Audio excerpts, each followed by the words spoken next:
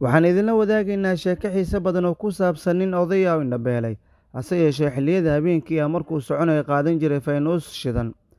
Nin oday ah ku nool xaafad yar ayaa indho-beelay. Wuxuu bilaabay in xilliyada habeenkii ah markuu soconayo horay u sii qaato faynuus shidan.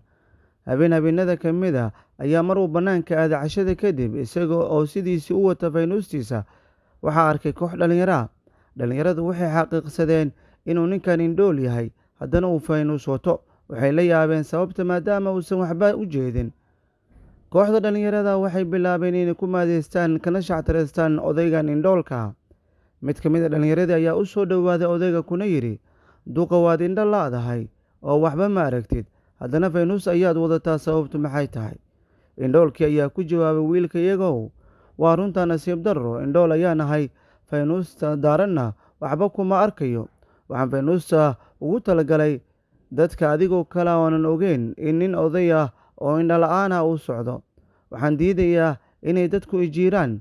Faynuustu waxay ii fududaynaysaa dadka inay iga fogaadaan oo dhibaato aysan i gaarsiin. Dhallinyaradii waxay xaqiiqsadeen inay fududaadeen oo aynan xishoonayn, waxayna raaligelin ka bixiyeen hadalladoodii shactarada iyo maadeysiga isugu jiray.